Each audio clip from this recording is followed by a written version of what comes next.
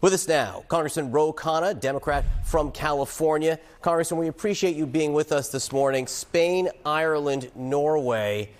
What's your view of what they decided and the Israeli response? Do you think this shows that terrorism pays? No, it doesn't. We should recognize a Palestinian state. That has been the United States policy, a two-state solution. 143 countries at the United Nations voted for it. Nelson Mandela called for a Palestinian state when he was in the United States in 1990. And it is time that we recognize that. I don't believe Hamas should have any role in a Palestinian state, but recognizing the self-determination of the Palestinian people in a Palestinian state is in no way saying that Hamas should be involved. Do you think the timing of it, as it comes following October 7th, during the Israeli war with Hamas, do you think the timing sends the wrong message? No, I don't think it's ever the wrong time to recognize the self-determination of people.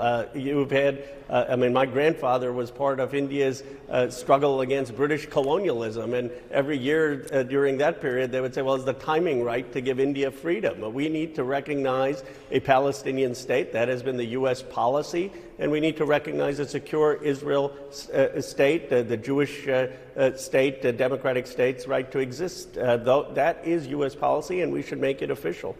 If I'm not wrong, your grandfather was actually imprisoned for a time for his work in that movement. Congressman, you travel the country, and you're doing it on behalf of the Biden campaign, I think charged largely with meeting with younger people and perhaps more progressive groups. I mean, what are you hearing from them on this subject?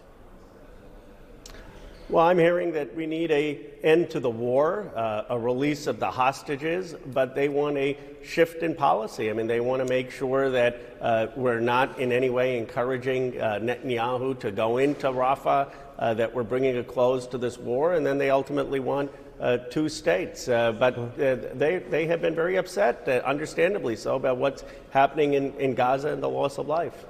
Do you approve of the ICC decision, the International Criminal Court, to seek arrest warrants on Benjamin Netanyahu and the Israeli defense minister? I don't think they should arrest Prime Minister Netanyahu, and I've been very, very critical of Prime Minister Netanyahu, but there's no equivalence, in my view, between the Hamas terrorist organization and a democratic state, even though I have deep, deep disagreements with Netanyahu. But I also don't think that the United States should be sanctioning the ICC, and we should allow them to do their work and figure out what laws were broken and to have a report. That doesn't mean that they should go arresting Israeli leaders. I just don't think that that's going to help get to a two-state solution or a peace process. I would look at the Truth and Reconciliation Commission in South Africa, which in my view is a much better model. Shifting gears, you are a California representative, Silicon Valley. You hosted a forum on AI. And a group called the Tech Transparency Project, the Washington Post reported this, noted that some 2/3 of the people you invited to have this, what was supposed to be, I think, independent discussion on the implications of AI, had ties to the industry. What's your reaction to that report? Well, these were leading scholars from Harvard and Duke and Stanford, and they understand AI. Now, are some of them doing consulting work for a technology company? Probably, but they're still the people who've written the leading books and the leading scholars on technology. So my whole purpose was to get the academic voice in there. It's almost impossible to go to the leading scholars and then them not have some connection. So I think it's fine for that to be out there, but the criteria was who are the leading scholars in the field.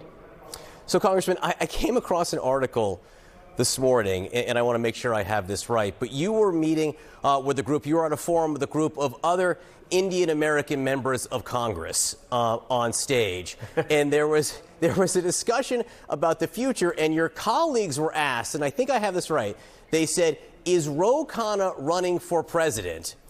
And I think all of them, according to this article, said yes. Can you verify that this actually happened? Well, my focus is on re-electing President Biden so we can have future elections. But you know, John, ethnic pride. I mean, the Greek Americans loved it when Dukakis ran, and ethnic communities are have pride. When I was growing up, My parents couldn't get a meeting with a staff member to a member of Congress. Today, there are 5 Indian Americans, and it was wonderful that we're seeing more representation of different communities. I don't think they were saying you're running now, per se. I think they were suggesting that the long game. But this actually happened, right? All of your colleagues were like, right on, Ro Khanna's running for president.